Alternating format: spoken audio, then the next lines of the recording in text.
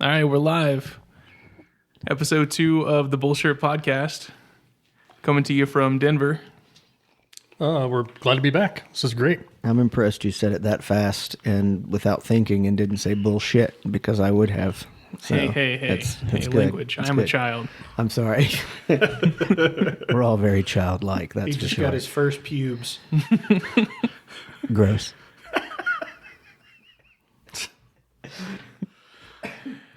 How's everyone's week been? Yep, just kidding. Moving on. Mine has been, I mentioned the last episode, I guess, that I've dealt with anxiety and depression probably since I was a teenager, maybe a kid, I don't know. And about 19, they started medicating me for it, off and on. I haven't been on anything for years.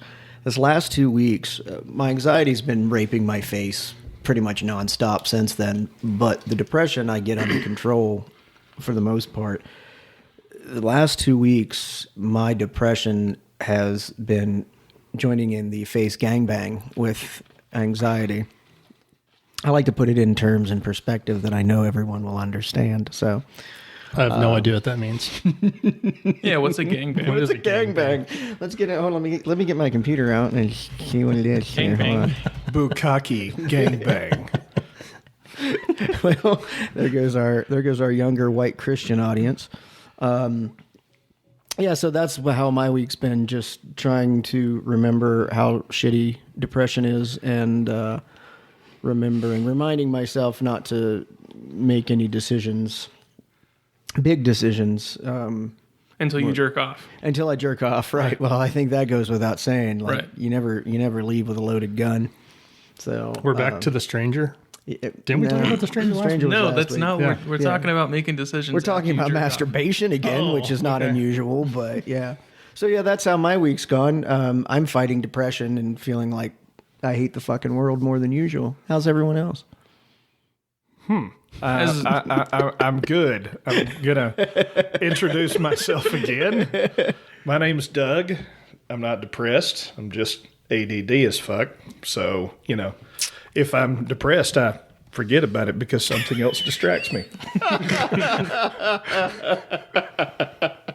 My God, we found the secret.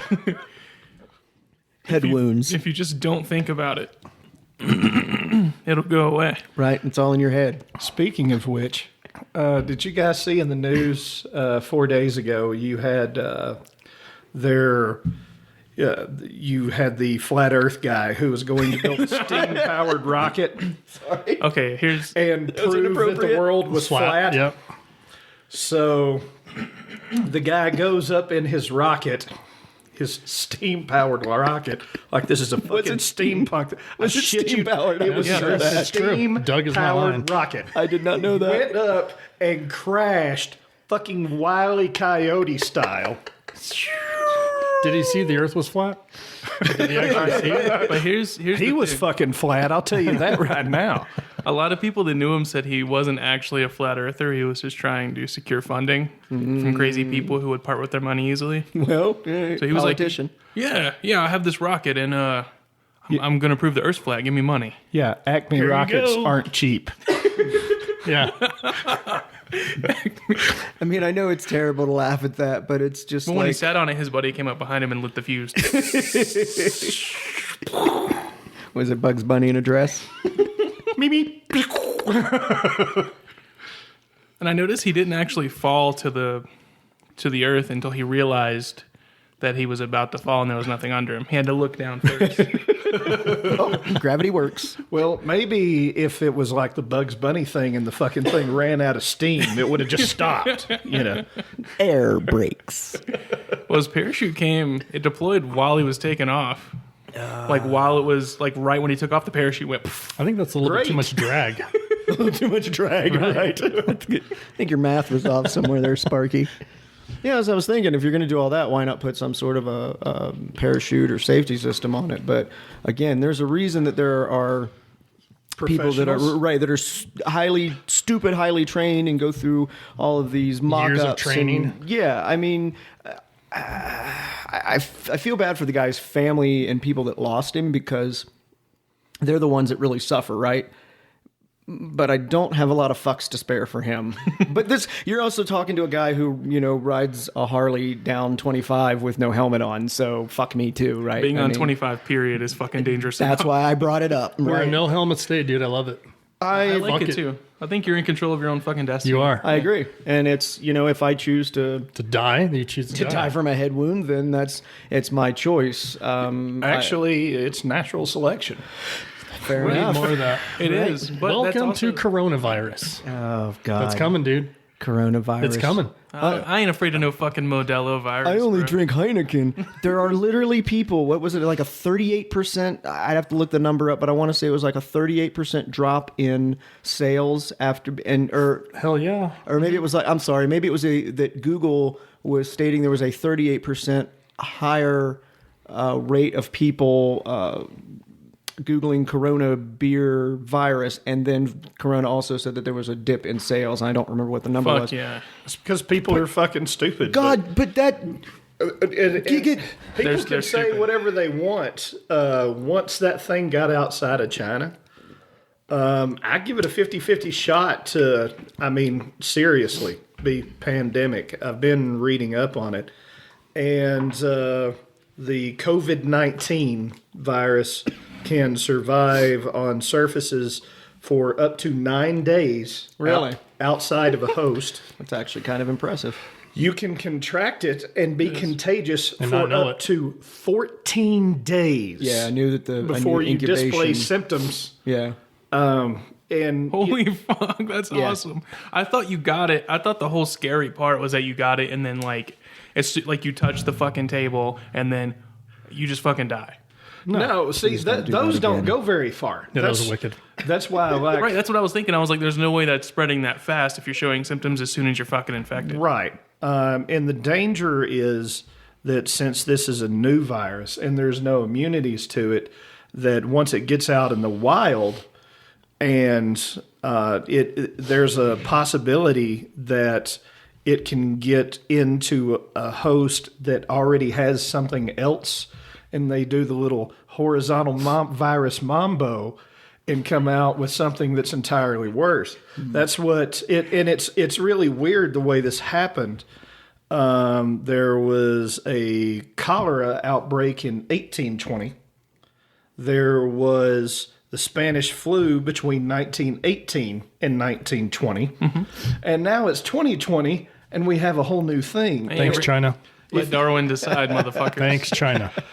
So and what happened with the whole Spanish flu is you had a pig farm, and I think it was somewhere like in Kansas or some shit like that. And what happened was that you had a farmer who had the seasonal flu, and that same pig that was exposed to the seasonal flu was also exposed to a bird who had the bird flu. So you had regular flu plus bird flu at the same time. And then it created the Spanish flu, which went worldwide and killed 5 million people. Hell yeah, it's viral. It went viral. It went literally viral. went viral. Yeah, the Spanish flu was the real deal, and I'm not ignorant enough to say that nothing can reach those kinds of epidemic proportions, because if nothing else, we have more world travel than we've ever had ever. But I also believe that we have better, technology. We have better ways of finding it, etc. But I think what is irritating me right now is you see that knee-jerk, primal reaction from humans where they start to act like they do in the zombie movies or in the plague movies, where everyone suddenly fucking hates everybody else, and it's like, guys, calm down, wash your fucking hands. Maybe it will kill some of them. Well, I was thinking today, because again, depression, angry, not in a great mood, someone irritating me by breathing wrong or something, and I thought to myself, maybe the world needs a good fucking cleansing, right? I am now on every federal list. It just, no, I don't want to see people die. And I don't think coronavirus is going to take out a bunch of fucking people necessarily. But Again, just use some common fucking sense. Mark. Let's keep Dan off the ATF fucking database, can we? Yeah, well, let's try to get him off. Let's Dan try to just get him needs a off. hand job. Yeah. Somebody try to get Dan off. About. Yeah. They were saying everyone in Japan's working from home. Yeah, And Italy. Japan shut the fucking country down. And they They're don't like, "You're ever not work playing." from home. Well, Japan, dude, they work all day. Right. And they've changed everything. Yeah.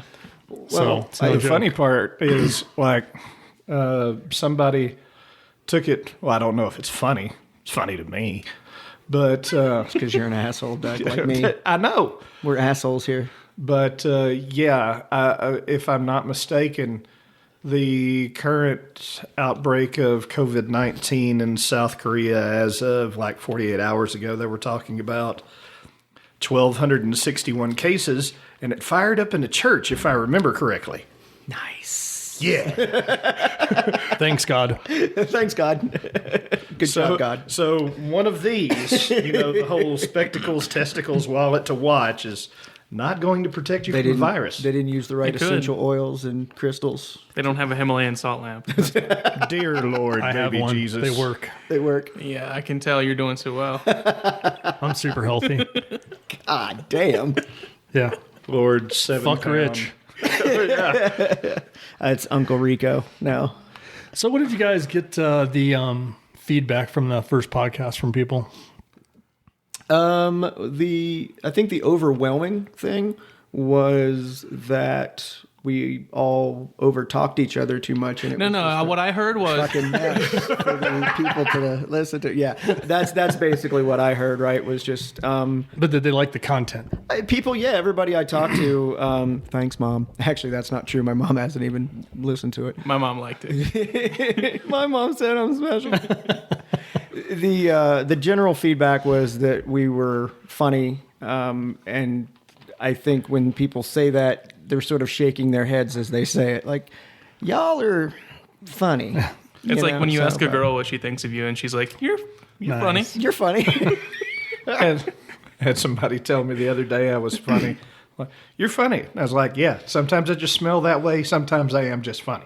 Kind of reminds you of that. Funny how? Do I amuse you? Am I a fucking clown? Am I a fucking clown? Am I here for your fucking amusement? Huh? Funny how? Yeah, I think, I think it's worth continuing. I don't know that we're going to change the world necessarily, but Oh, we're not? What haven't the gotten- hell are we doing here? we haven't gotten any death threats yet, so we obviously are not doing something right. No kidding. Well, I don't think any of us has that Bono savior complex. It's Probably not. I'm just No. saying. I could hold on. I could wear my sunglasses. I fucking hate Bono. Am I the only one? This is going to be a thing where Rich hates a celebrity, a different celebrity. every right? time. And why? We need some intro music like da da da da da. Am I wrong in saying that? That you hate Bono? No, you probably No. do. No. You're perfectly okay by saying that. Does anyone else hate him? I don't hate the guy now. I don't really know him. I don't really douchey. understand. I mean, He's so I think for me, it's like I'm kind of a fan of his music. So everything else that comes out of his mouth, I just sort of tolerate. Like Kanye West. oh 'cause- my god, I hate Kanye West. Yeah. I'm not Didn't you a say he was Jesus Jesus. or Jesus in my language? Jesus. Jesus. Jesus. Jesus. in your language. I don't know that Bono at least doesn't. Say the word tractor. Tractoro? Tractoro. El Tractoro. Yeah, you got to put the L in front of it. He doesn't do anything that's super douchey. He's a little full of himself. That's what I mean. Yeah. But if you were in a global sensation of a band like U2, and think about it, everybody, 98% of everybody that you come into contact with just kisses your ass, and everything that comes out of your mouth, they're like, "Oh my God, Rich, that's the greatest thing anyone ever said." After a while, you might start fucking believing it. It's a different reality, but at the same time, weird personality traits that just about everyone here at the table would consider a defect can be positive as far as for that person in their career when you put it in the right place. If Sure. you got somebody that's a greedy psychopath, they generally make a great CEO. Right, they're good at Because business. they don't care. I just want to be entertained. I don't want to hear your political views. You And know what I'm that's- saying? Just yeah. entertain me, dude. No, and don't I'm- do anything else. I'm Sing. with you on that. And To sing, monkey, sing. That's what I'm saying. He's a person. You know what I'm saying? You know he's a person, right? he's not He's a human not really being. a monkey. He's not a music box. They're not Kiss. Hey, it would be Thank great God. if, you know, I'm There just was throwing only that out one, and they should have flushed 20 fucking years ago. Kiss and the Beatles are both two of the most overrated fucking bands in the history of everything. I got your back, Period. Paul. I got your back, Paul. I think to your point, Doug, and I've said this before about musicians and people from my own experience, right? Somebody dates a musician, and then at some point they're like, "Oh my God, you're crazy and depressed." And it's like, well, I'm a fucking musician, right? What did you expect? You hear these lyrics that touch your soul, and when you're depressed and you're sad, and these songs just reach out and touch you, and you're like, oh my God, he gets it. You think he just made that up from a fucking fortune cookie or something? No. Look at all these musicians that have committed suicide. Beautiful, intelligent, awesome people that killed themselves at the top of their, the height of their profession or whatever, because they hit that point and realized that all that fame and money still didn't make them happy. Right? I'm still fucking miserable. All these people don't know. It's like, a million people come to your shows and you're thinking, they don't know me. They fucking hate me, whatever. Janice. And that's what I mean, right? It's been, and Jimmy. It's been going on for a long, long time. It's not recent. I love the ASMR of the fucking beef jerky. Do you like my beef jerky there, buddy? Dude, your beef jerky's dope. I make pretty good beef jerky. So What do you spice this with? this is just pretty Cock. much a little bit of cock, a little bit of balls, Thank little, you. Thank you. little coronavirus from not washing my hands after going and buying the meat. So well, we could all be sick and not know it. 14 right? days. Exactly. So My son, you guys are seriously going to sit there and eat fucking beef jerky you on brought a it. on a podcast You with brought these it. high gain fucking mics? Can you hear me? Hot mic. Jesus Christ. All right, so I gotta tell you a story. Tell me a story. So, and this goes back to Metallica, how I like them, but fuck them. Do you know what I'm saying? Pretty much. So we're going to that concert in Columbus. Oh yeah, but they're not going to be there. They're not going to be there. But look, you got to listen. I get it, but give James, the motherfucker's got all the money he needs, and he can't seem to stay sober. So No, I it's get it. annoying, but I get where he's coming from. And anybody who No, I get it. seriously doesn't are assholes, I guess. It's just like now I got to change venues because he's not playing. Why are you going to change? What? Because Metallica was headlining. Yeah, but who wants to see Metallica? Oh, I do. They put on a great show. 20 years ago. No, Yeah, they dude, I put went on and a saw great him show in 20 years years ago. ago. No, I saw them in Denver, dude, 2 years ago. It was one of the best shows I've seen of Metallica, and I've seen them, 10 times. It was a great show. Good job, Lars. Oh, fuck Lars. You know what? You sued a 12-year-old. I disagree. And what they Yeah, charge. they sued a 12-year-old over Napster. Napster, yeah. Yeah. That's why, because she was downloading the music, and they don't have enough money, Was so they had to it sue a 12-year-old. Metallica or was it the label? It was Metallica. Metallica was very verbal, very vocal dude, they about went to it. Congress. Yeah, they Holy even did one of the award shows. They did a Yes. skit and brought Metallica in, and he's goes through the kid's bedroom and like Yep. wearing his shirt. And his girlfriend comes in and he kisses her, and he's like, "What, man? You don't mind sharing, do you?" Right. Yeah. At least Lars was very vocal It was Lars. about It all was that. Lars. Yeah, Fuck that. I think the other guys just sort of kind of shrugged it off. But at the same time, I've seen Metallica during entirely different time periods.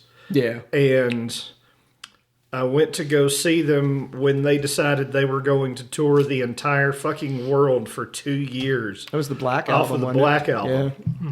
So Make your money while you can, baby. They went everywhere. They actually came to Birmingham, Alabama. Mm-hmm. And it was by far, not even close, it was by far the number one concert that I have ever been to Yeah. in my entire life. They put on a great show. They just came out and they fucking blew it out for almost 4 hours. Just them. I get it. And great. then I went to go see them at the Phillips Arena in Atlanta for the Death Magnetic tour. and they came out there, and the thing is when I pay good money to see a show, it's fine that you've got fire, it's fine that you got props, but I want you to bring it.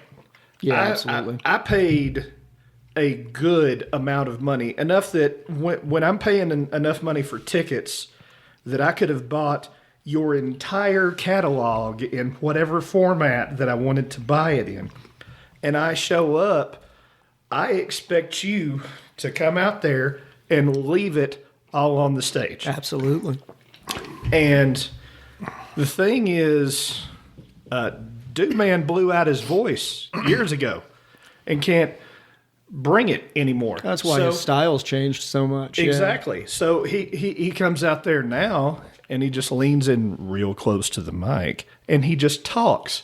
And what he's yeah, and that's it. And what he's really depending on is the fan base being so big and so knowledgeable that literally they come out there and all the fans are singing the songs with him.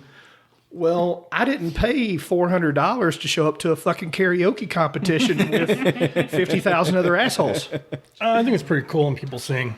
At times, Yeah. I think, right, as somebody who's been on stage, I completely agree with the bringing it. If you're not spent at the end of that fucking show, I don't care if there's one kid in the crowd that's enjoying it and everyone else fucking hates me. I'm going to, be just exhausted when I leave. And it is awesome to see people, but the perspective is different. I came from a local, possibly regional band. So if somebody was singing our lyrics, it meant that they listened to our song enough to actually fucking know our lyrics. And that was cool as shit. That's a huge compliment. Yeah. But it absolutely is. You can't get a bigger compliment than that. But when you're going to see somebody like Metallica, right? Mm-hmm. I'm kind of like you. I'm like, shut the fuck up until, sing, but you don't. I don't know, the whole singing of the lyrics and the band's not doing it is a little old. Yeah. Well, the thing is it's like I don't give a fuck if everybody else is singing. I care about that. They should be bringing it. I got you. I should be hearing them over the other 60,000 assholes. That's what I was trying to say. Yeah, but there's Couldn't get out for some reason. 60,000 people. Not just sitting up there going, That's no joke. That's but when you've everyone's got saying it's loud. Tens of thousands of gajillions of watts. I should still be able to hear you over them. But if you're stopping and letting the crowd sing, yeah, that's every now and again, that's cool. But when it's the whole show of him just. They don't do that, though. They don't really do that. And I don't know that if Hetfield does, but I have seen bands like that the singers just can't sing anymore, and the whole, like you said, the whole fucking show is the crowd singing and the singer being nothing but a hype man. So this is what sucks, right? Like all this. One more time. Back, and I'm gonna fucking Uncle Rico. I'm just saying. 1987. 87, dude. Tickets were like $20. And you I had could go this see sweet Metallica for $20. And a sweet Camaro, right? But what was minimum wage? bitching $3.35. But you're right. It's still the prices have gone. They've gone because they have to, because they don't sell albums, dude. Everyone wants the one song. They don't give two fucks about an album. They're still making money off that. Where that comes from, and there's I think Netflix has a special on it. It really all boils down to when these companies like Ticketmaster and all that got a hold of them. They raise the prices for just everything, and then they pile their fees on top of it. Oh, Ticketmaster will fuck you sideways. Yeah, I know that from personal experience. But they just don't make money like they used to. The way they make money is not the way they used to. Their album sales are not what they were in the 70s, 80s, 90s, even in the early 2000s. But I can't believe that these ticket prices are in balance with that, because these guys are still worth millions. I still feel like ticket prices are too fucking high. They're way too high, and they can still make a good living. Right? Well, let's take it for example, and I'm not going to tell you exactly how I know this, but let's say you buy a ticket to a concert, and then something comes up where you're not going to be able to go on that particular day, and you've purchased them through Ticketmaster, and you decide you're going to turn around and resell them.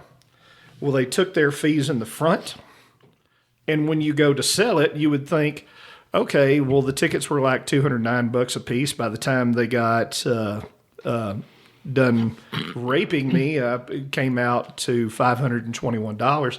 Let me turn around and I'll list these for like $260, $270 and get my money back out of them. No, because they hit you with fees on the other side as well. So Craigslist, dude. Just if saying. you want to turn around and sell those tickets, then you've got to basically turn around and price those, which were originally $209 plus their fees that wound up being $250 to get your money even back out of them. You've got to go 50, 60, 70, $80 over what you paid for the whole shooting match just to break even out of it. Convenience charge. And with digital tickets, scalping is easier because these companies just go ahead and snipe all the tickets. And then, we can't go resell them for like 3 times the fucking face value. Oh, yeah. So scalping's just gotten worse. I was really impressed with Shinedown, the concert you took me to. I've seen them 2 or 3 times, actually. Only time I saw them, and my God, they were good. Yeah, I've been a fan of theirs for a while, and their style has definitely changed, and they've gone a little more like pop rock, if you will. But I still think they're solid. They're solid fucking musicians. And the show, I saw them at the Biloxi down in Mississippi, and I remember both of their opening bands bailed on them like a couple weeks in advance, a week in advance. You read, and I kind of got pissed off. I was like, wow, I paid all this money, and I'm gonna, okay, whatever. So the venue was cool because it's a tight little like theater type thing, right? This motherfucker played for like 3 hours straight. Oh, wow. And just they were like, Killed hey, it. they're like, sorry, blah blah, we're gonna give you a good time, whatever. And I'm like, okay, it's an hour down. And that's 2 hours down. These motherfuckers are at 3 hours. Perfect. And it was a great show. Then I saw them at Carolina Rebellion one year, and it's a much bigger outdoor stage, which sometimes things suffer because of that. I get it now. And we wound up getting right up on stage, which is not something I do very often. I'm pretty sure I was probably drunk, and I'm at You drink alcohol? I've been known to imbibe. What's that like? Yeah, it's So I'm basically at dude's feet, right? That was pretty cool. And then when we saw them over there at They were First great. Bank, I was they're just a impressed as solid. shit. I don't like First Bank as a venue. I didn't think it was terrible. It's I didn't think it's okay, but what'd you it's pay for not. the ticket? $75? God, I don't even I remember. think they're $75 a ticket, That sounds about right. Yeah. which is about the going rate for a Class B band, right? Like Sure. when you're talking, I don't know, whatever. Yeah. You know what Whatever. I'm saying? Yeah, but I think it good was about point. that. Point made, Rich. Point made. So yeah, it was cool to turn somebody on to Shinedown. No, I Radio. listened It to them was- before, Yeah. but I never seen them in concert. Oh, okay, and gotcha. Fuck, they were good. Yeah, they're You know one what of was those terrible bands. in concert? Anthrax.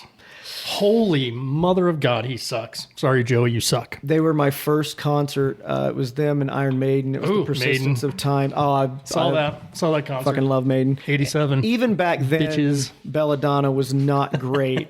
Then I saw him a couple of years ago. I think it was that same Carolina Rebellion where I saw Shinedown, and it was just I went and watched him because it was fucking Anthrax, and I've been I was a child when they came out. And now I'm starting up a posse. a posse. I mean, do you know who Anthrax is? I know Doug does. Not really, you? no. I've heard the name, but Yeah, kind of a New York thrash metal band. They were different back in the day. Yeah. But yeah, live. Oh my God, it's so weak. Yeah. I also saw the Scorpions at Carolina Rebellion, and I'm pretty sure they've all had strokes, and none of them can even talk on stage anymore. Fuck yeah, go stroke. But what's wrong with having a stroke? Yeah, what's those wrong? motherfuckers brought it, man. They were taking like Geritol in between each set, and they had the drummer. Miner from the Scorpions. Right? Hello, Denver. Yes. They had the drummer from Motorhead. It was maybe a year. Actually, I don't even know what the time frame was, but it was after Fucking Lemmy. Lemmy, dude. Yeah, it was after Lemmy had died, and they had their drummer, which was kind of cool for me to see. But that was a solid fucking show, dude. But yeah, they looked so frail because again, we got up on stage. We were right they're up like against the 80. stage. I know, and they looked rough and sounded rough, but by God, when they played, it was like, damn. Thank you, Denver. This is Klaus Miner. Dude, I think the Rolling Stones are going to do their final performance and everybody's going to be in a fucking wheelchair. Dude, I'm impressed. I don't like the Stones except for probably 10 songs, but how impressive are they? I don't like him except for about 10 songs. Yeah. I don't like him as a whole because there's like a few songs I like. I About don't. 3 that I can, yeah. But I mean, they're just, dude. How impressive is that? But Rich, you really can't always get what you want. That's not what millennials say. No. That's not what I say now. That's terrible. See, I think you do say that, don't you? We needed crickets right there. We needed crickets right there. Damn it, Adam. You know, I'm going to throw this out because I think this is cool. So when Adam first told me he was like, you know, playing or like mixing music or what do you call it? Yes. Yes. Cock. I just want to hear. Balls. I just want to hear. I'm going to give you some props right now. Are you ready for this? I'm ready. Because I first listened to it, I'm like, what the fuck? What is he doing? I went home, listened to some more, and I'm like, you know what? That's pretty badass, dude. It takes a lot of balls to do that. And we got all know balls. Adam has no balls. You don't have any balls. Yes. I have But them. I think it's pretty good. Thank you. I mean, there's ones, I like one song more than all of them. The other ones, I think you bullshit with them. But if you got real serious, like the one song, I can tell the songs you're serious with. No, I bullshit all of them. No, you don't. I don't think you do. There's none that I haven't bullshitted. But I think you take it more serious than some of the other ones. We've had this do. conversation. Dude, sometimes He and I have had this conversation. Am I right or am I wrong? I would About agree. 17 times. I would yes. agree with you completely. I Yeah. said if he were to take it, he's one of those guys that he does things ironically. Right. So Everything that way, when someone ironically. says it sucks, he can be like, I was doing it ironically. Yo, you fuck don't you. even get it. I was just kidding, dude. I wasn't even really. Right. I wasn't even really rapping. I don't even really care. I don't give a fuck. I'm a millennial. His production value, I put on par with anything on the radio right now. Right? I'm not going to say that It's not a high lyrically. fucking bar. That's really not a high fucking It's pretty high bar. Fair enough. But I don't know what the hell you're talking about. No. but Understand? I'm saying production value, though. I don't mean lyrical quality or anything like that, or because I'm with you on that. But production value, as far as the mixing and the mastering, is incredibly solid, and you don't have any cicada hi hats like Rick Beato talks about, right? But I think it's solid, and I understand where you're coming from about it not being a high bar, because you're right. A lot of your pro music right now it's really not mixed well. No, They're it's just pushing slammed bass into and a limiter. hi-hat and then just trying to make it as putting Hooky as as much possible. gain as possible on it and just blowing your And when you look eardrums at the out. waveform instead of doing this, it's just fucking It's a block, straight block. right? Yeah, I think it's kind of like when you're trying to overtalk people. They're just like, mine comes at 100 dB. Like it's louder, so it's better. I don't know. Isn't that true? The human ear does hear louder is better. That's where that came from. But after a certain point, nothing in the mix stands out because everything stands out. Yeah. Blame Phil Spector. You think so? No, Dr. Dre. No. No, blame Phil Spector. I'm sure there's lots of people to blame, right? I think everybody has to Well, no, one up. Once you take it back, I encourage anybody who's listening right now, just Google Phil Spector and, kills motherfuckers. Yeah, he's a loon.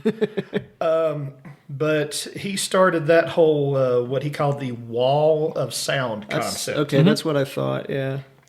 So, that song, Be My Baby, you can look before that and it was bands and you could hear the individual instruments but Phil started really plugging all of these sounds and putting as much stuff as he could in there.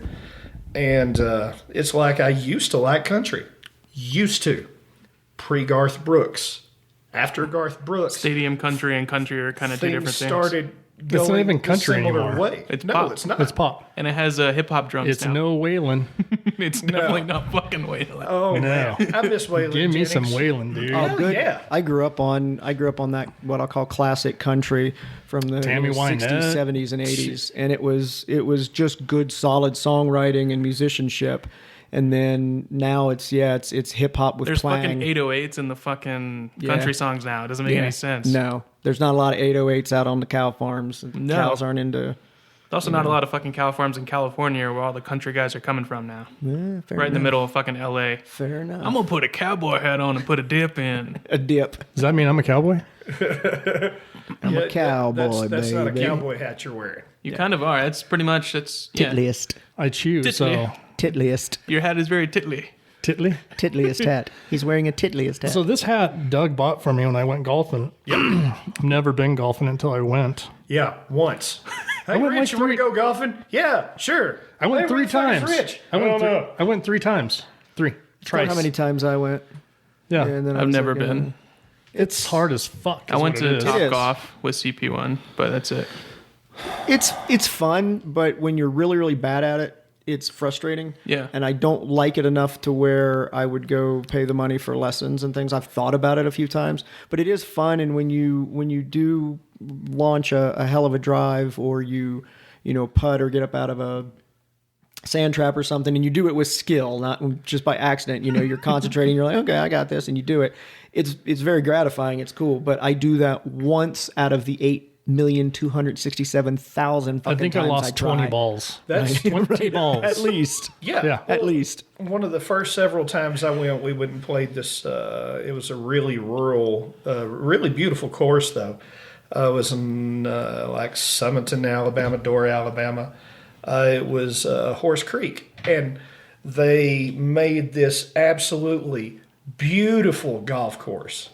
And but just like a lot of other things in Alabama, they didn't quite finish it out right and make the nice big clubhouse. It was a shed I don't with a know keg if in it's it. still that way, but there were 2 fucking construction trailers out there that was, you got this big, beautiful course, the nice paved cart paths, just really scenic views, and you go up to the fucking trailer to pay your greens fee. And It's the when South, though, right? I mean, it's kind of... when I started playing there, no shit. I got to the point where I wouldn't buy balls that cost over 50 cents, because when I went to play out there during the first dozen times I went to play, I lost somewhere in the neighborhood of about 31, 32 balls on the course. Sounds about right. Yeah, because there were a lot of natural areas. But the thing is what kept me coming back is, I know how Dan was talking a second ago about, you turn around and you hit a shot with skill. I always called that I fucked up and got it right. Yeah. Yeah, pretty much. That sums it up pretty well. Every once in a while, it's like you try to do all of these things. That was weird. That was empty Mountain Dew bottle on the table. That's We're learning here, people. We're interesting learning. sound effect. That's better than crickets. I'm gonna say That's just strange. Okay. I mean, if it wasn't for Doug, I wouldn't have been able to play golf. I literally went through 20 balls. Oh yeah, It's insane.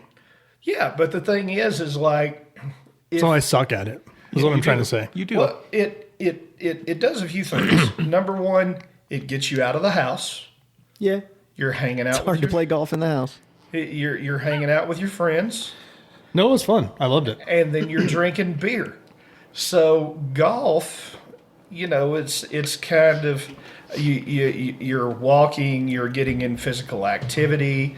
And We got carts every time. yeah, but I mean, yeah, We're old. Even when you get carts every time, dude, if you've got a fitness watch or anything else. To Oh, count yeah. I your always got my steps, 15K that day. Holy Jesus, you will still get in steps. No, we walked a lot. Oh yeah. There's a lot of walking to You be just done. drive by the tee with the fucking golf cart with your club hanging out the fucking door. Oh, dude, I would love to just go at it polo style one time. Have somebody drive the cart, and I just lean out with a fucking 7-iron, and they're like, all right, don't turn. Whack! Yes! So, for the record, we're sharing a cart next time we do go play. I got you. I got you, Bill. I got you. Run it in the fucking pond.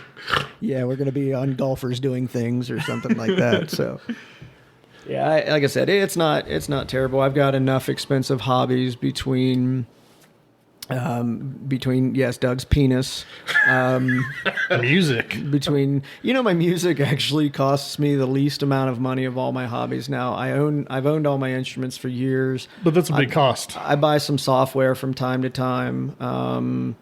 The motorcycle probably right now is one of my most expensive. Shooting. Wait, do you ride? I wondered how long it was going to take you to say that. Do you ride? Do so you drive a motorcycle? I do. I actually know I ride a Harley Davidson. Just Just to be clear, It's not just a motorcycle. It's not just a It's motorcycle. a Harley Davidson. Trademark.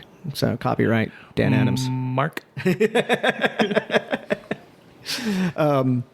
So yeah, golf is just another expensive hobby that I just don't have time or money for right now. But I do understand why people like it. I used to make fun of it and whatever, but it's actually a lot of fun, and I understand why people do it.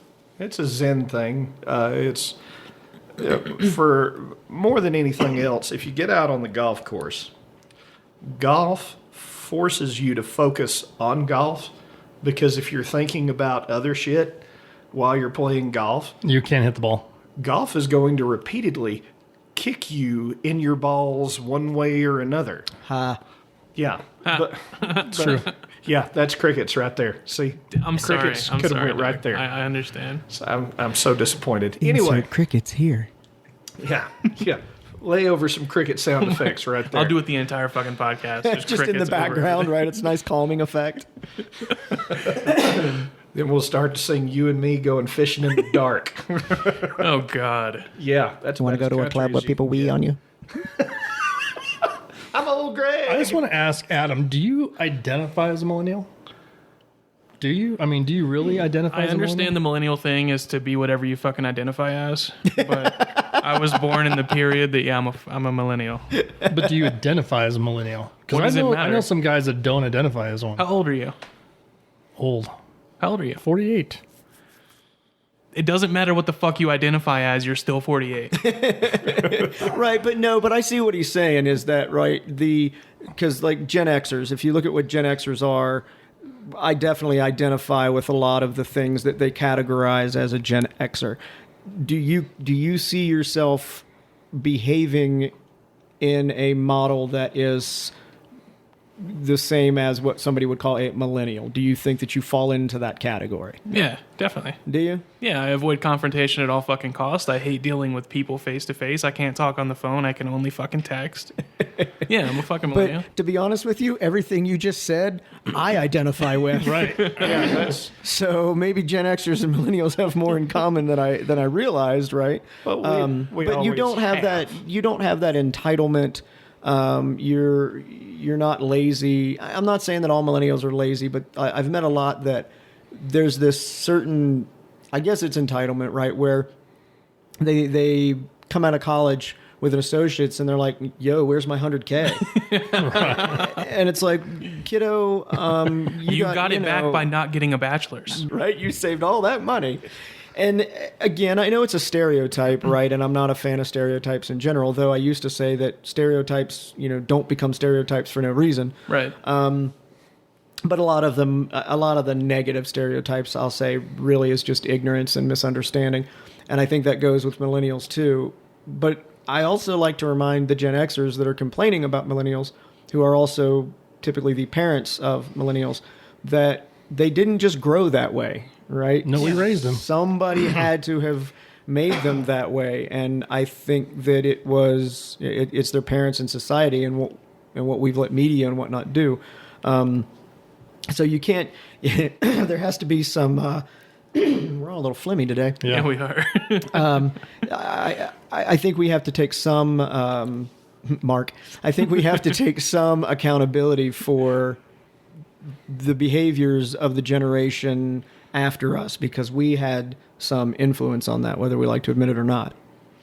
That's true, but I'm not sure why. Because, like, the millennial way is so fucking different from the Gen X way. I don't understand how fucking The Gen X way It's all was bullshit. The Gen X way was so much different than the Boomer way. Boomers had a certain way that they raised their kids. I think it all boils down to, you look at the things that your parents did or didn't do, and you tell yourself, I am or am not going to do this, and then that just continues. The Boomers did it and came out with, Gen Xers, well, in my case, because my parents are old. But I think every generation just raises their kids trying to do a little bit better than maybe their folks did, but you wind up swinging that pendulum Yeah, back and forth every and time. creating Dude, something totally different. I was a latchkey kid, right? Like, was I, yeah. You'd get home from school, and you'd be home till 6 o'clock till your parents got home. Oh yeah, absolutely. I'd And say they're it's like- probably still the same though. I don't know, man. No. I don't more, think so. More parents staying at Yeah,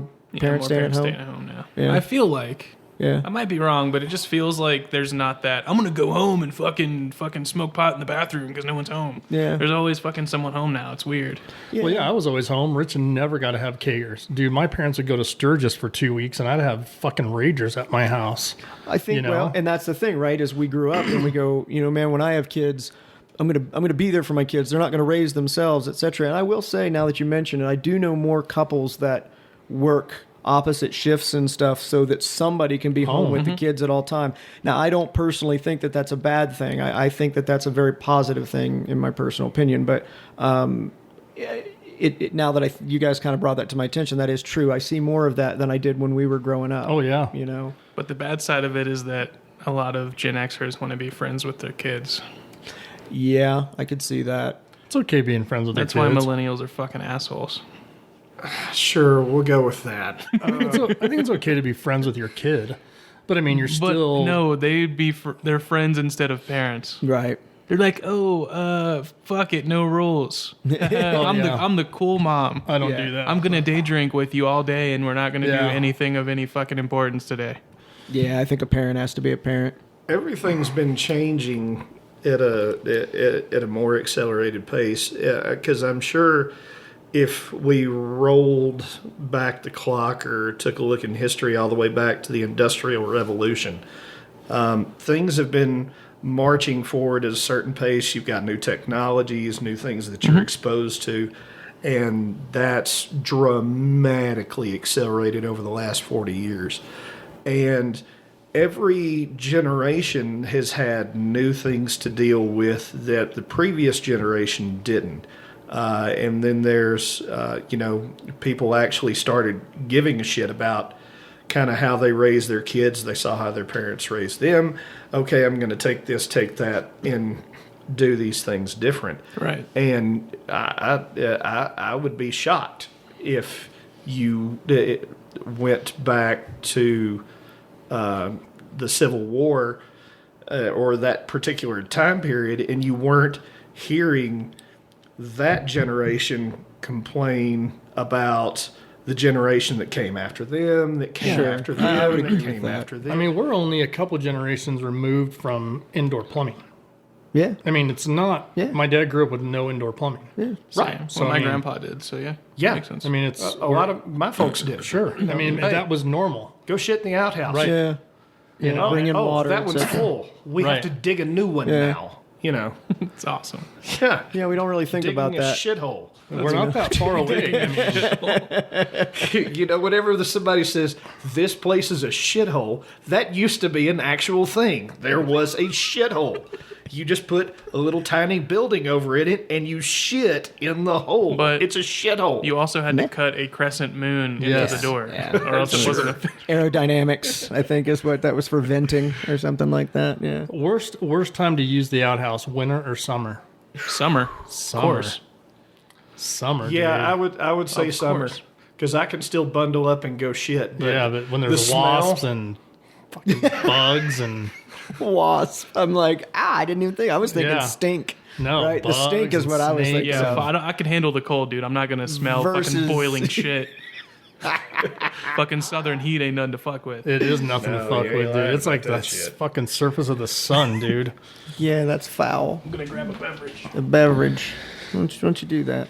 You know, Okay, so you grab a beverage. I was listening to this podcast, and I can't remember the name of it. You weren't listening to this podcast. No, I was listening to because another We're podcast. recording it right now.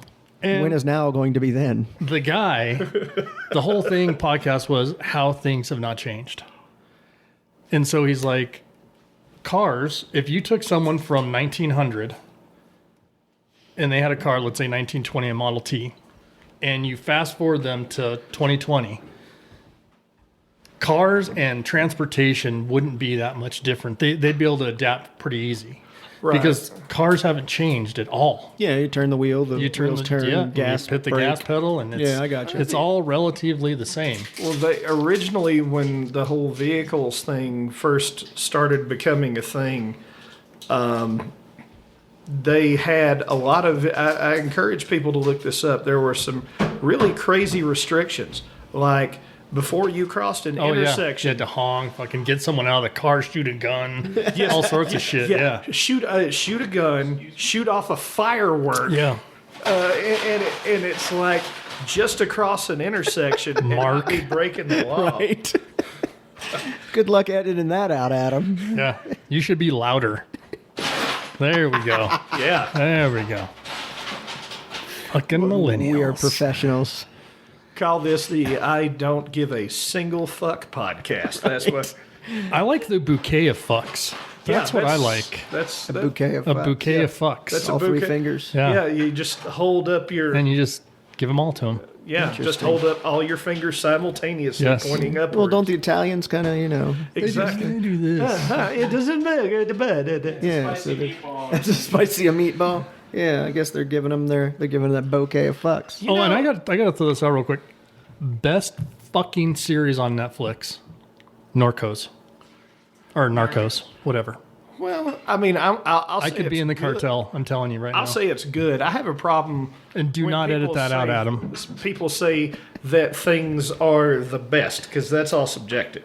I'll say it's good. It's really good, I'll give you it. It is good. dude. Pablo Escobar was making $1 billion a day, a day, dude. Like holy shit, Human suffering is good business. It is. I'm just saying, pays a lot.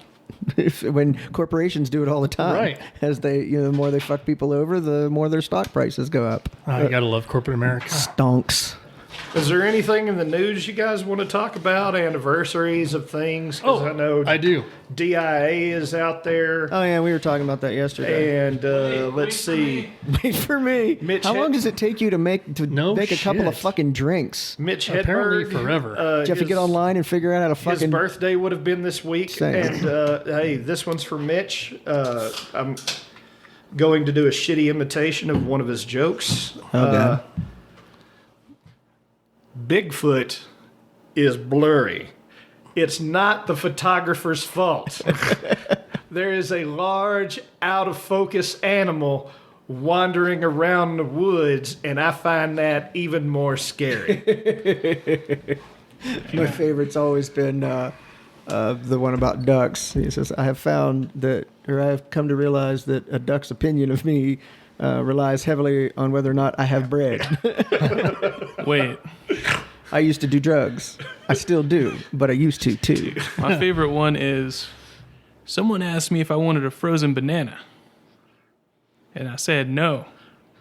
But I do want a regular banana later. So yes.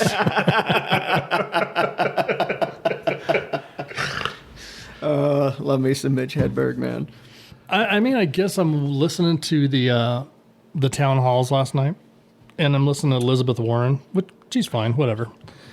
And then she starts saying, someone asked about homes and how are you going to supply people with places to live, and she's like, well, we're going to give homes to the homeless, to the vets, to disabled people. We're going to give free health care. We're going to give paid away school. I'm thinking, how much money do we have? So she lost me. She lost me. That's what's lost a lot of people on Democrats. It's too much money, dude. In It's general, not reality. Is Okay. just Well, that's, I would argue that just like on the Republican side, that's the fringe. And yeah. I totally disagree with. Oh my God. Can you be any louder during this podcast? You're like a child. Yes. I wanted God to. damn. I'm trying to make a drink. It's not my fault you guys didn't fucking want one. I We could feel- have had an intermission. I feel like this is going to be one of those things that are, Yeah. in episode 3, we're going to be like, okay, so no banging on the table, no pouring fucking Canada Dry into a cup with What?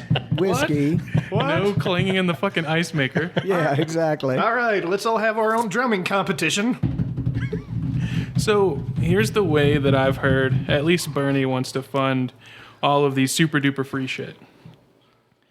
He's going to go to Wall Street because Only rich people invest in stock. That's why none of us have like a 401k or a Roth IRA. Right.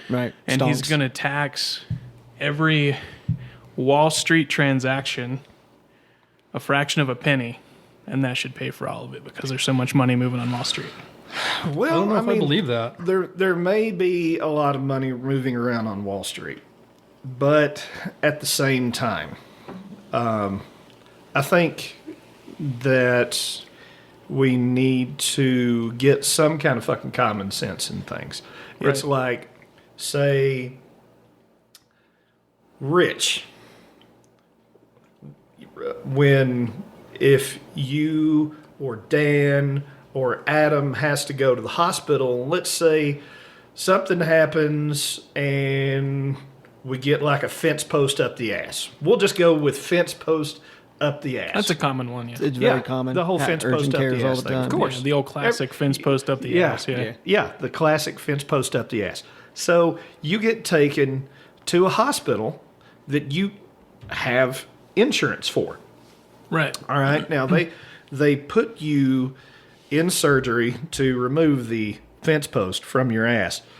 And they bring in a surgeon, an anesthesiologist, all these nurses, the whole nine yards. And let's say that the surgeon that they bring in somehow magically is not covered by your insurance, even though he's working, doing things in the hospital that you're in. And let's say the surgeon bills at $100,000 for that surgery. Okay. You've done everything right. You're working a job, you have insurance, and then suddenly you've got this surgeon that isn't covered by your insurance, and now suddenly you're getting a bill for $100,000 that you don't have because your insurance is supposed to cover things. And let's say they start hounding after you. Now it's almost impossible to buy a house, and you turn around and you have to file bankruptcy, even though you have insurance, you're working a job, you played by the rules, and you still got fucked. I think we need to do things to bring the overall costs of healthcare down, and I think that can be done. We could have done it years ago. And the thing is, because we've had a government insurance program called Medicaid for fucking years and years and years, and Medicaid has never bothered to negotiate prices on anything. Because it's government run, Maybe on, and they made some changes to that years ago, where prior to that, doctors were all about Medicaid patients. And now they're getting reduced what they're getting paid for procedures, but they still haven't done anything about any sort of medications or any of that. So you would think that the government, who has the FDA, that has to approve these drugs in the first place, and there's your first opportunity for some kind of price control. I'm not saying. Hold on. Okay. I'm not saying that you go nuts on it. Obviously, the way the current process is and the approvals that they have to go through and the trials that they have to do and the whole nine yards are very terribly expensive, and they're going to have to recoup those costs. Mm-hmm. But at the same time, when you go through and you do things like the hepatitis C pill that hit the news like 6 or 7 years ago, that had like a 95% cure rate, but the cost of I think it was either 2 or 3 months of the course that you were required to take was $100,000. And from what I understand, could be totally wrong, that the way that they figured out what they were going to price the pills at, where they were like, well, what does it cost to get somebody's liver replaced? All right, well, let's take something close to that, and that'll be what our pills are. And you just take our $100,000 worth of pills, and you don't have to necessarily go through surgery to get your liver replaced for your hepatitis C. But part of the point, I think, in doing something like a pill, right, is to make it not only less invasive, right? I understand that part of it, but it's also to make it cheaper easier to get, so that the masses can afford it and take care of themselves. And I know, like you said, with all the research and all that, I've had friends and family that have worked in that industry, and one of the things people don't realize is that for every drug that makes it to market and actually has a profit, there might be 100 of them that never go anywhere, and they've put millions into those, so they break all that up. But I think we all know, I don't think anyone is ignorant enough to realize that they're not also gouging the fuck out of people because they can. Insulin being the perfect fucking example. I take insulin, and I'm telling you, if I didn't have insurance, it's for one pen. You're looking at $100 for 100 units. Wasn't it 400 at one point? Well, they have different types of insulin. So mine's long acting, but it's like, if it wasn't for insurance, dude, like I don't know if we brought it up, but my hospital stay for my stroke, I got the bill was $40,000, and I stayed one whole day, 24 hours, plus an additional 10 hours, and they let me go. Yeah. $40K, dude. That is fucking bullshit. My ex-mother-in-law had strokes and aneurysms pretty much all at the same time, and it's been years, but if I remember correctly, the bills were like $1.x million. Oh, I by believe the time that it was done. No problem. So right, and so she was at an age where it was forced retirement anyway, because her functionality wasn't that of somebody that could work, but I believe she may have filed bankruptcy. I can't remember now. But again, right, you just stop to think about that, and the fact that not only did this woman have to deal with the effects of her brain imploding on itself, debt. But over $1 million. I mean, unsurmountable debt for a woman her age. Anybody really. I mean, even at Adam's age, $1 million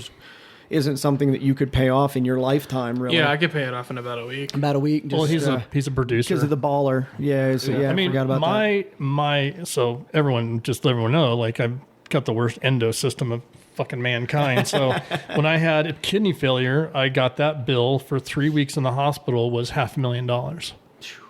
Jesus Christ. Right. That was just the hospital stay. And then when I had dialysis, each dialysis appointment was 3 times a week, was $5,000 in dialysis appointment. And I know there's $5K, dude. There's probably at least one schmuck listening to this right now that's like, you're trying to socialize. And I was thinking it. Their blood pressure's rising. But here's the thing. You can have the FDA control the price, or you can force drug manufacturers to open source their shit so that anyone can fucking create the drug. They'll never do that. A free market. They'll never do that. That's where generics are, and that market's getting fucked as well. But and regardless of your politics, I don't give a shit. This is why medical tourism has become a thing. Your insurance company, if you're going to do something like have a knee replacement, a hip replacement, I guarantee you, if you check with your insurance company, as opposed to you having it done here in the United States, and let's say your hip replacement costs $75,000, you're expected to pay like $7,000 of that or something else. I guarantee you, if you check with your insurance company will pay 100% for you to fly to some other country. Pay to put you up in that country for 2 weeks, your rehab, your surgery, your everything, and then that other country, that knee replacement, whatever else, will be under $10,000 for the whole shooting match. Well, we're a global society now, and that is the epitome of capitalism, is it not? Yes. The insurance company looking for the cheapest price for the same quality of goods provided. And I know a lot of people, when you talk schmucks, I think, yeah, but I ain't going to no other country where they can cut up on me. They don't know what they're doing over there. Damn Canadians. Damn Canadians don't know what they're doing. Sorry, Sparky. A lot of other developed countries have medical, technology just as good, if not better than ours. If you've asked anyone, so there's someone that I work with that's from Canada. And I asked him, I'm like, how is the healthcare? And I'm like, do you have to wait? He's like, no. He's like, if you're, let's say, doing a knee replacement, if it's not needed right this second, you're going to wait a month or two. But We do that here. We wait. Sure. I mean, Yeah. my heart surgery I'm supposed to have has to be scheduled out a couple months in advance because Why is that? Why is it scheduled out so far? For you, yeah. Why is that? I have no idea.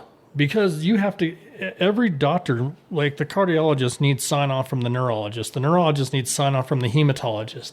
Everyone's afraid to make the choice, right? They want, because if something happens and I could sue or whatever, right? Right. That's the problem that we have. People are sue happy in this country. Malpractice insurance is so expensive for these doctors, man. Yeah. Because everyone can sue them and they know it. Yeah. Well, it's the only profession. Well, not the only, but it's one of the very top. It's the only profession where you're not allowed to make a mistake. Yeah. It's like, let's say I'm a bus driver and I turn down the wrong street. Nobody gives a shit. But let's say I'm a doctor and you cut someone's wrong leg off. Yeah, that happens all the time too. It does. They cut the wrong fucking leg off. No joke. Yeah. So when you go in, they mark you. They mark you. I was going to say, I'd be that guy with a Sharpie that wrote this one. They do. They put that on there. They put my this leg. one. And honestly, I believe that's one of those areas where artificial intelligence can help.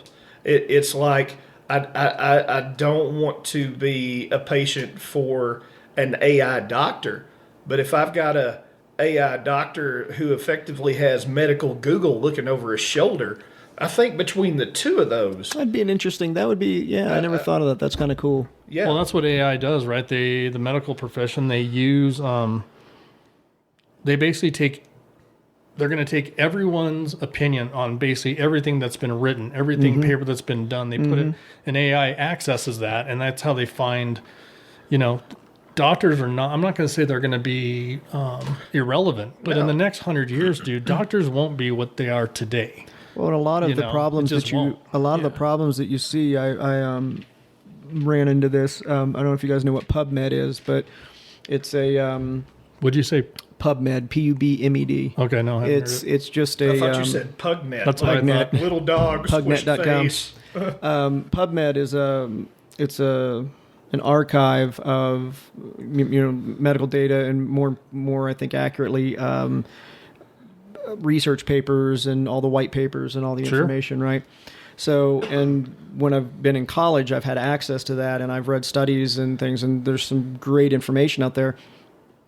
Somehow I got onto the concept, I was reading or watching something where they talked about how there's all this information out there, right, from other countries and even inside of our own damn state, where you might have two keys to curing cancer, to go, all out here, but this one is in someone's database and this one is in someone's database, and if they could put the two together, it would unlock this massive amount of information, so at the risk of, I don't, I believe HIPAA and things like that are important, but at the same time, I would like to see some sort of nationalized, Anonymized, it's like, it's just... And I say nationalized, not government. Like, I don't want the government running. I think universities and stuff, and they're probably already doing it. I mean, honestly, I would want that shit worldwide. But what they've started doing with artificial intelligence now and machine learning, what they do is they show them 10 slides of where they've taken scans for whatever you can name for cancer.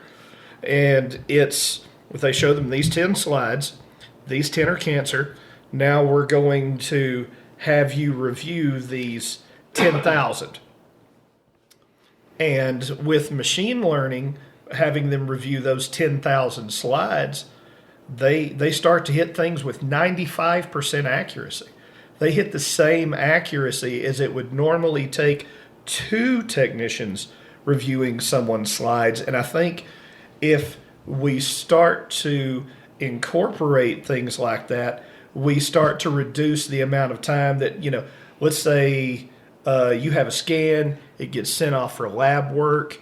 Most of the time, any time that your doctor says, we're going to get this sent off for lab work, you might hear something a week later. You might hear something 2 weeks later.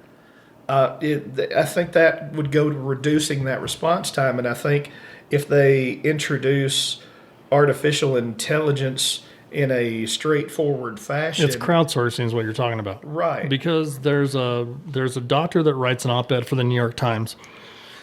And let's face it, the medicine I mean, we say that it's come very, very far, but it really hasn't come that far. I mean, just recently are they making big strides. So there's a lot of people that go undiagnosed for years. They have all these health problems.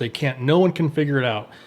So she's a medical doctor at NYU. So she writes this op-ed for New York Times. She put in there, once a week, she would put in the symptoms of this person. And it would go out to the universe.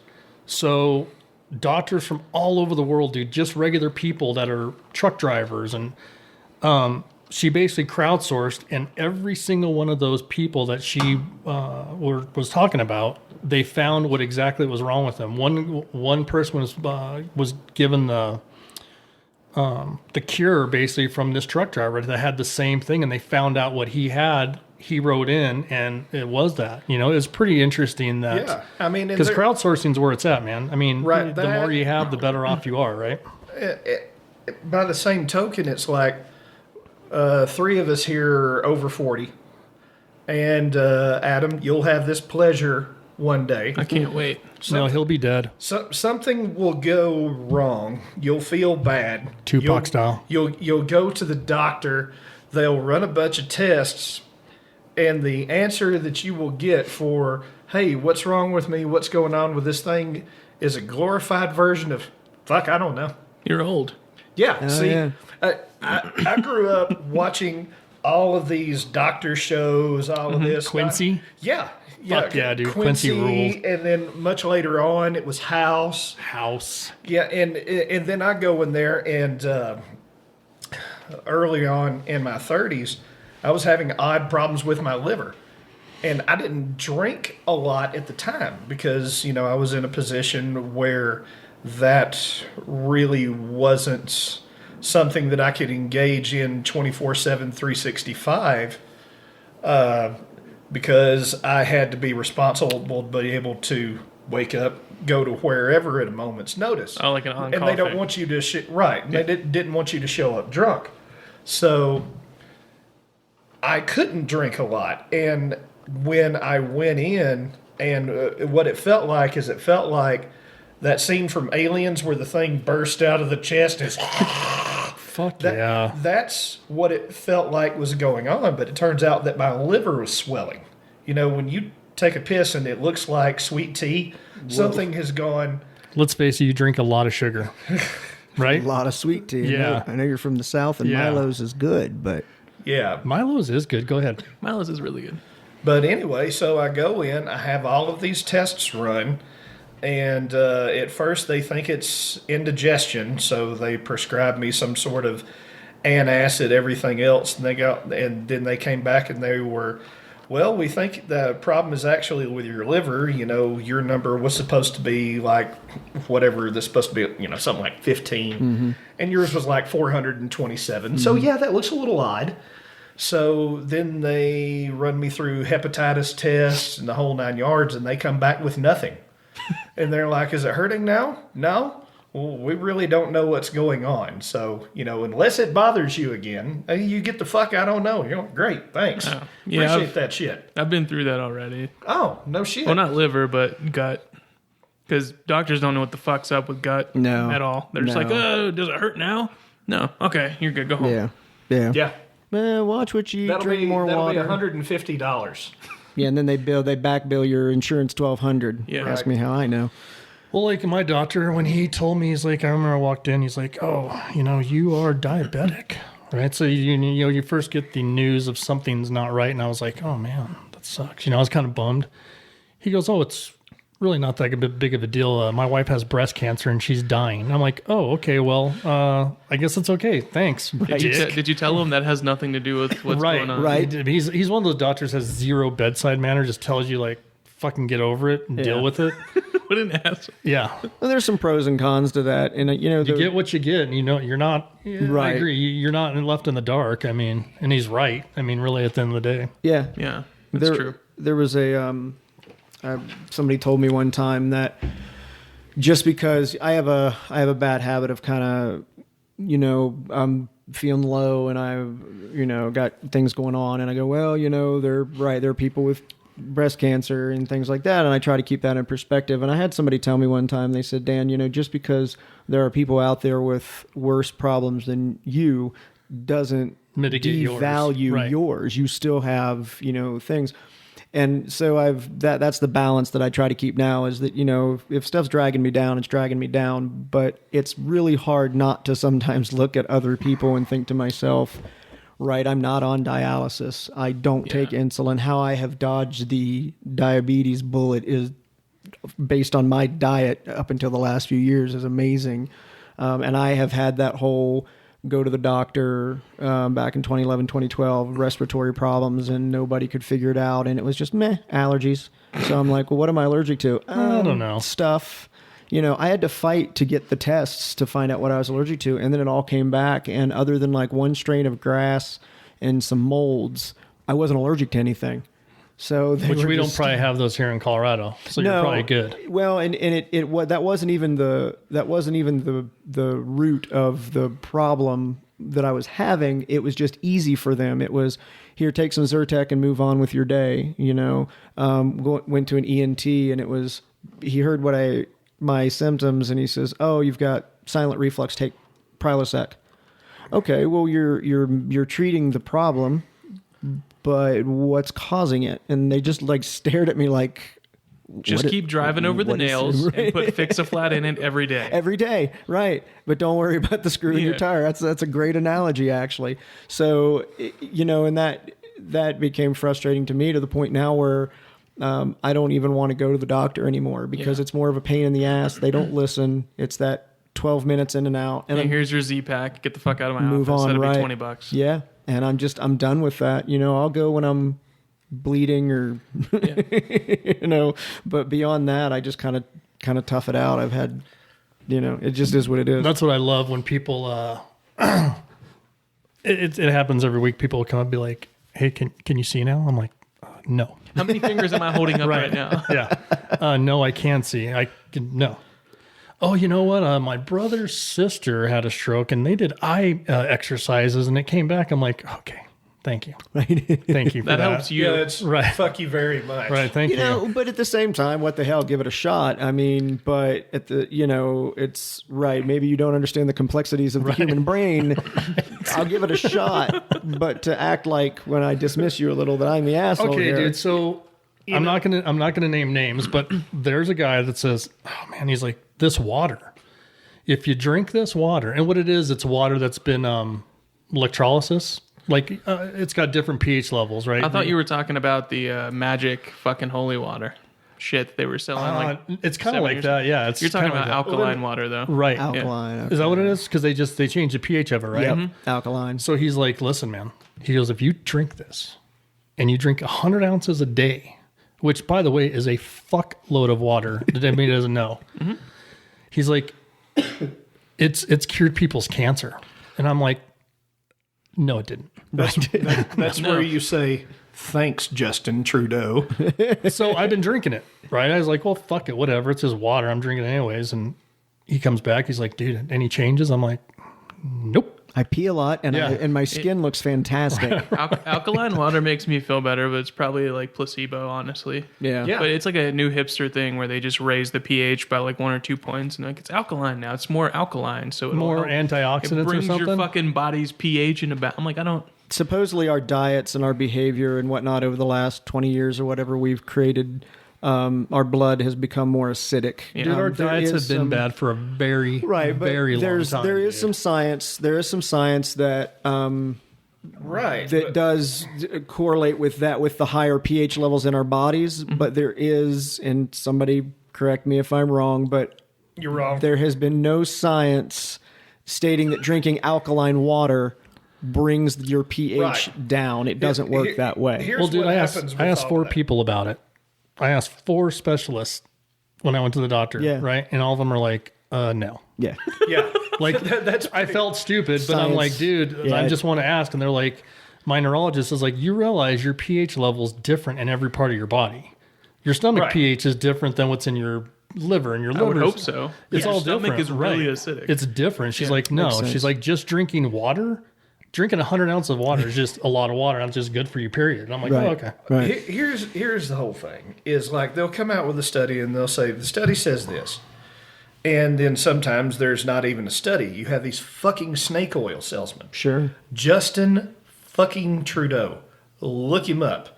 The FDA. He's the prime minister of Canada. Canada. Wait a right? second, am I thinking about the wrong guy? Yeah, think because so. he's the Justin prime minister. Trudeau's the Because when you said that, I was like, Really? I don't think Yeah. that's the All right right, guy. I can't remember the guy's name. poor Justin. Okay. You're talking about the holy water, aren't you? No, I want the holy water. the holy Go ahead. water? There was a guy selling holy water to fucking drink. And it was Yes. supposed to cure everything. And get money. In You the get money. 90s. Yeah. And I like he's a raw billionaire. I would like to personally apologize to the Prime Minister of Canada right now. But what there was Buddy. now, you guys help me remember the name if you can. There was this guy. He was selling these coral calcium pills, and Like coral. coral calcium. Okay. And supposedly his calcium was so pure that it would do everything. It would cure cancer. It was doing all this shit. And he had these commercials running. It's not the first bullshit that he sold like that. Sure. He liked to sell supplements. He liked to sell everything. And he liked to make all these outrageous claims. The FDA was all over this guy's ass for making all of these claims. So he turned around and he wrote a damn book like homeopathic cures or some bullshit like that, to where, if you drink apple cider vinegar that has the mother in it, it's supposed to do blah, blah, blah. He just basically went out and got all of these little home remedies, put them in a book, and sold it that way. That way the FDA couldn't say dick, because then it was a whole First He's just trying to get his nut, Amendment thing. dude. He's just trying to get his nut. And the guy was a total sham. I mean, literally, they should take all of those books and just run down and beat the fuck out of him with it. But about the same time all of that that happened, you had a lot of people that suddenly they're all fucking medical experts.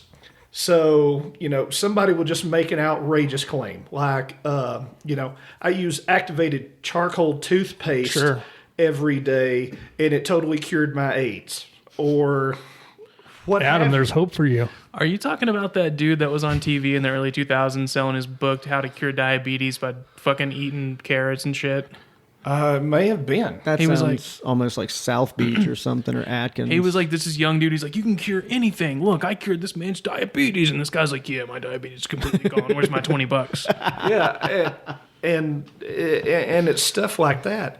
And then you've had a lot of these anti-vaccination movements, and you've had everything that is not based on science. It's not based on research, and people perpetuate this bullshit as being true. And all I've got to say is, if there's a segment of the population that's eliminated due to the COVID-19 virus, if we come out with a vaccination for that, and they think those are the government trackers and that's how they're going to get you, Darwin will have decided. Yes. I will say thank you, natural selection. Yep. Yeah.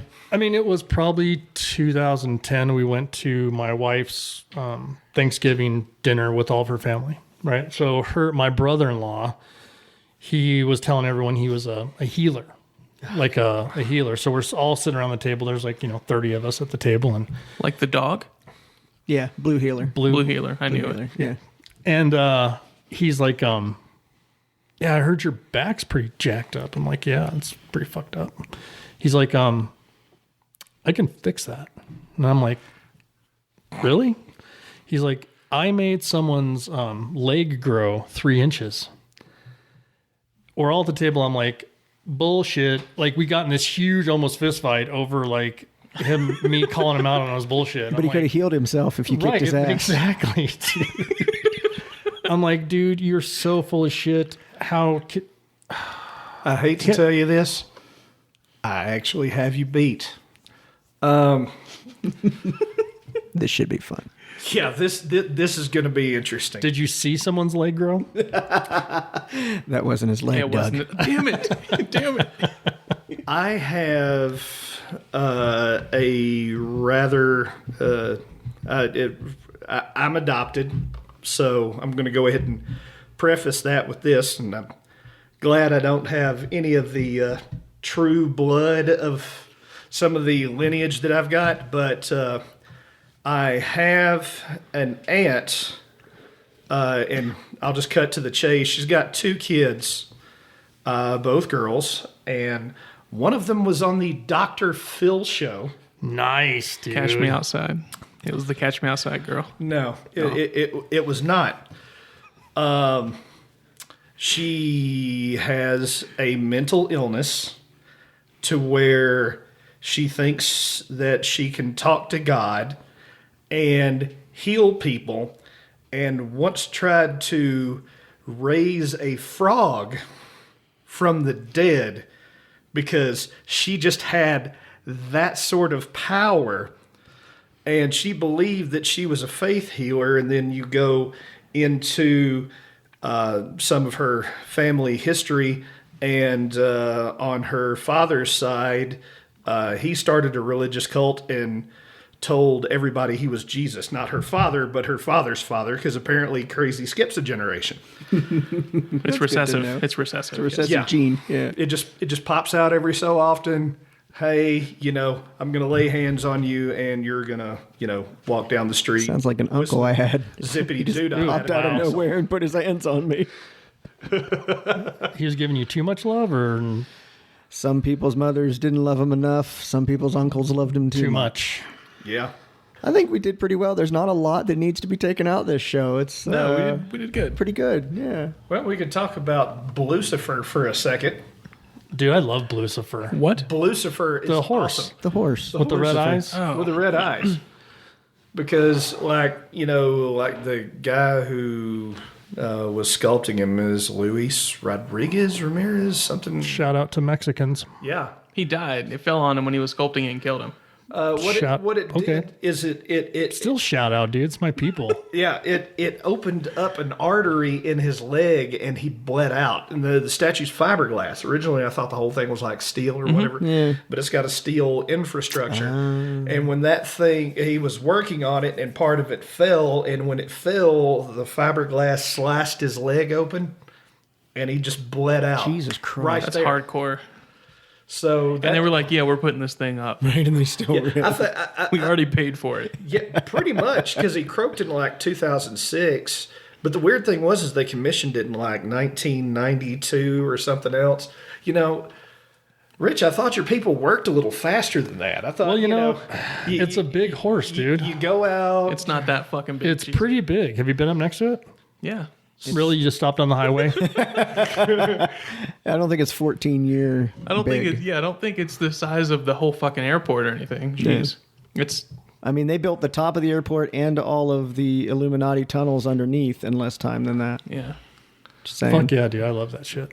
I think it's real. It is real. I think it I don't is. know if they're having cloaked meetings under there, but there's some shit under there. No, I think that there's a lot of areas out here, Utah, any of your Plain sparsely states. sparsely populated, right? Any state that's square has Illuminati in it. That's what it is. It's square states. Yeah. I think anywhere, right, plain states where there's nothing around and you have line of sight for, Nuclear miles warheads, and miles. bunkers, all sorts of cool Right. shit. And I do believe that there's potential that there's tunnels, and maybe even if somebody discovered there was a tunnel from DIA up to like Cheyenne, I would not be shocked. I'd say, yeah, that's a fairly smart military move, right? You've got an airport in the middle of nowhere that you have line of sight for miles that you could secure, and you can get people in and out of Cheyenne Mountain if you need to. It just kind of seems we logical. don't have to any me. bunkers in Cheyenne Mountain. There's no bunker. But Have you guys there ever is. been to Cheyenne Yeah, Mountain? you can actually tour them. Only if your family then you is have to- military. Okay. Then you have to ask yourself the question. Okay, so that would be a very large sort of public works project or CIA, whatever else. But you're going to have a lot of machinery for that. And if you take a look at geographically where DIA is and then where Cheyenne Mountain is, those two are not that close. No. And since you've got a military base that's in that particular, why would you in particular fly to DIA just to get to Cheyenne Mountain? Well, DIA is bigger than New York City That was by square feet. It's bigger than New York City. I don't think that was Doug's point. I just want to throw that out there. It's fucking huge. Yeah, it's giant. DIA dude. is fucking gigantic. And they own so much fucking land around it, Yep. too. And I see what you're saying, but okay, you could have a backup. You know, you've got the military base as your primary, DIA is a secondary Now, or if something. you said something like, if there was a secret blah, blah, blah under, you could say it was a Cheyenne Mountain replacement or Yeah. like a you know, kind of Fallback position. Yeah, so You're not supposed to know about. NORAD is supposed to be known about, right? That's where everything's done. So, I mean, there's no reason. But if you want somewhere to hide, a covert, some kind of operation, like DIA makes perfect sense. And you can't find it. Like Area 51, once you find it, it's like, that's there. Right. We can see that. But under DIA, it's like, no, that's the airport. I mean, it's perfect. I mean, I totally believe that shit. I think there's even- aliens. I mean, I think all that shit. I always make jokes like in any building that I'm working in. Let's say the company that I work for, let's say the building has 33 floors. And like the top 2 floors are this other company. I always make a joke every time one of them gets in the elevator and they push the button to go to that floor. It's like, oh, so that's that undercover operation up there.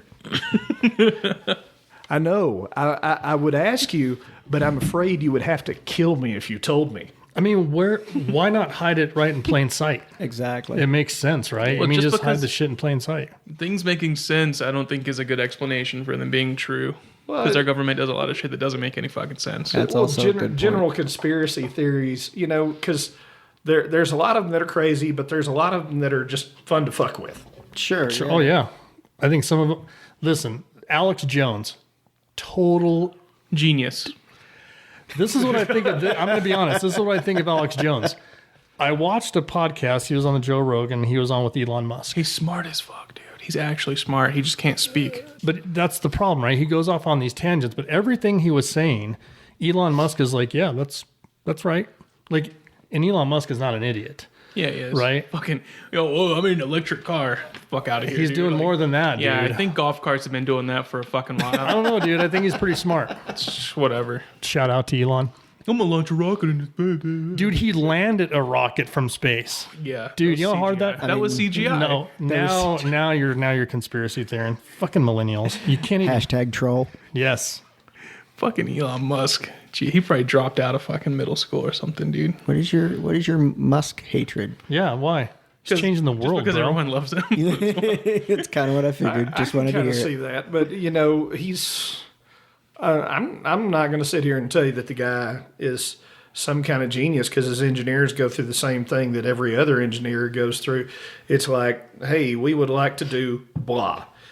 And then the engineers say, well, we've got a problem with this, we got a problem with that, you know, we're having issues with that. And then they literally, they go through the process of throwing spaghetti at the wall until something sticks. So Yeah, we'll yeah. try this idea. That didn't work. We'll try this idea. That didn't work. Right. We'll try- So, To some degree, that is engineering, right? exactly. You keep trying it, you keep failing until it doesn't, and you go, aha. Yeah. But, Elon did not sit down one day with a pen and paper go, rocket that lends itself. Let me just draw this out real No quick.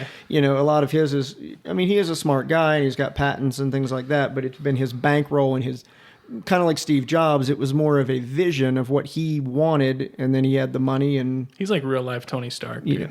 right? And he builds He's like, his what shit. if we just do it? Just fucking build that. just build that? Well, did you hear his new idea? He's like, so his commute from wherever out in Northern California, where Oh, the hell is LA that? tunnels. He wants to. So he bought a boring company. yeah. So he is going to build fucking tunnels underneath the Yeah, fucking highway. they're already Hyperloop. drilling. Yeah, I mean, dude, like, Fucking hello, fucking it's killer. Yeah, but also it's like I love to see ideas like that, but I also hate to see morons get a hold of them because you've got people claiming that because it's underground and in tubes and they're going to like vacuum pressure the whole thing that people will be traveling underground at like Mach 1.5 or some crazy ass bullshit. He'd be pinned against the wall. And people don't understand basic physics to where, yes, okay, let's say you're moving in a pressurized capsule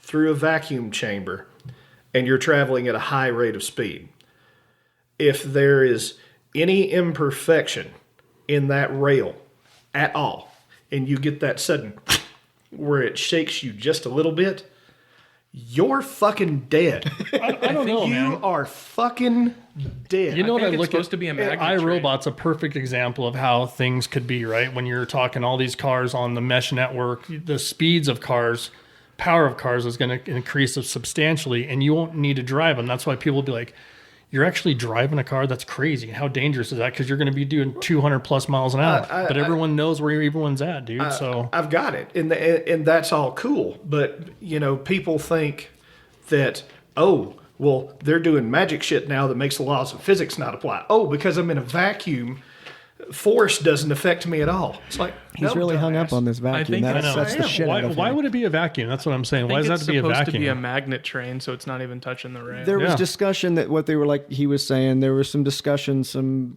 theorizing, whatever, that they would, inside of a vacuum, there's no friction, there's no air friction, there's nothing to hold you back, right? So You can theoretically, right, you could accelerate to, whatever speed. yeah, theoretically no limit. But he's right. There are intrinsic problems with that. However, I do believe that I'm a big sci-fi fan, and I think that a lot of sci-fi has influenced technology, right? I mean, Absolutely. look at, in every sci-fi, even in the 70s, they had the piece of plexiglass. They'd hand someone and they'd tap it a couple of times and swipe it and be like, here you go, I've signed the documents. And now everybody's got tablets and they're making them smaller and thinner, and it's because some nerd was like, that's so cool, I want to do that, and he fucking makes it happen. I think things like that and FTL, faster than light drive, and things like that, I think the imagination being there is the first step. Will we see anything like that in our lifetimes? No. Probably not. But I encourage people to think like that and test it and see what they can do with it. I like public transportation. Denver is the first city that I've ever lived in that had the level of public transportation that they do here, albeit with a lot of problems here lately, RTD having the issues that they're having. But, I've taken the train here a couple of times and was kind of like, this is neat. Yeah, like, it's nice. I don't know that I've never been to like a New York or anything like that where people never own cars, never get driver's licenses their entire lives because they just don't need them. I've never lived anywhere like that. But the train is pretty slick, and I would like to see more of that encouraged. I'm never going to give up my gas guzzling car. I'm never going to give up my motorcycle, right?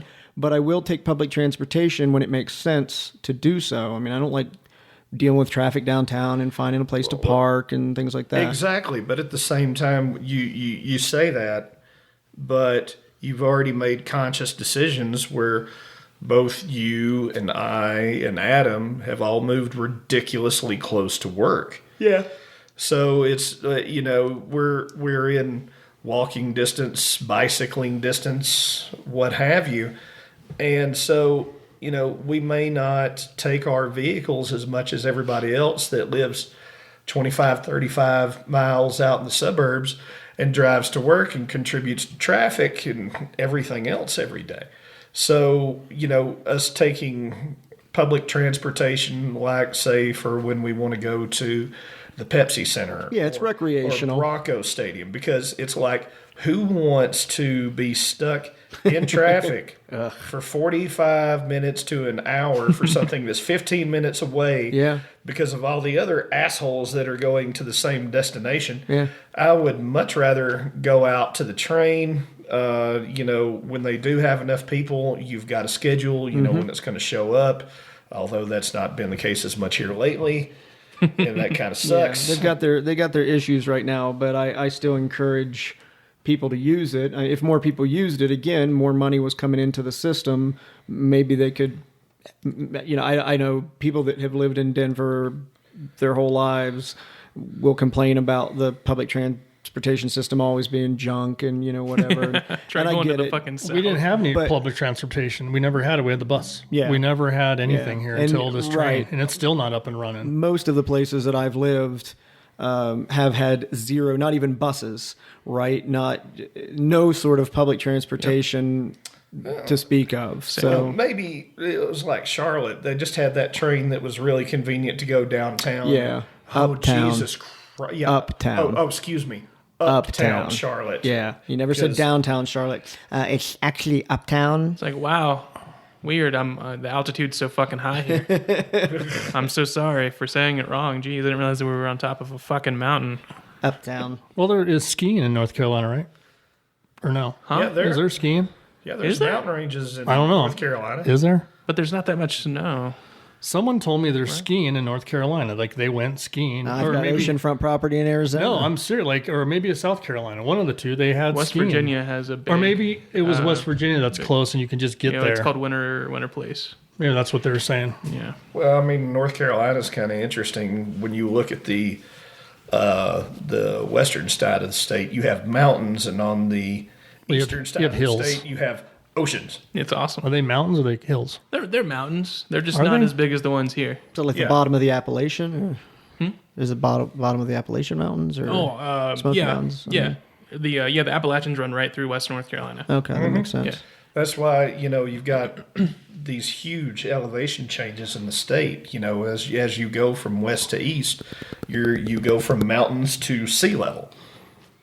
Well, Huge elevation changes, Rich. It's like what's the it's like 1,000 elevation? feet. What's the elevation? Like, what is the tallest mountain in North Carolina? I have no fucking idea. 200 feet? 200 It's feet. not 200 feet. 1,000 feet? I'm not even. Probably 1,000. I was gonna say 200 feet does not a mountain make. I don't. 1,000 feet. Okay, so we're at a mile here. All right, let's Welcome. You're fucking cheating by starting at a mile up. Am I? Yeah, you are. Well, let's Adam Google it. I turned Gotcha. my phone off because I didn't want any more fucking scam calls to come in during the podcast. Mount Mitchell, 6,000 feet. I've been up there. That's not too far from my hometown, actually. Mount Mitchell, is that what you said? Yep. Yeah, 6,684 feet. So Asheville. that's respectable. Oh, no, never mind. That's different. Yeah, that is out in Western North Carolina, Asheville, where the college is. Asheville is a cool little town. I like Asheville, except for the fucking people. Yeah, well, College kids are fucking annoying. that kind of gets in the way of a lot of things I like. Humans. All right, let me say that. All right, who here at the table has shit themselves at one point or another? All right, dude, and I have guess so done that. that's the end of episode 2. Appreciate you for sticking around and It's the listening. worst. We're at an hour and 45 minutes. Well, so you're going to have a lot of material that you can cut down. But Nah, leave it. I'm leaving it. I'm leaving this one raw. all I've got to say is bronchitis and diarrhea don't mix. Ooh, that's All right, on that note, we will Yeah. wrap this up. all I think right. that's a perfect spot to wrap it up. All right. Some talking point for next week: bronchitis and diarrhea. All right, adios, guys. All right, later.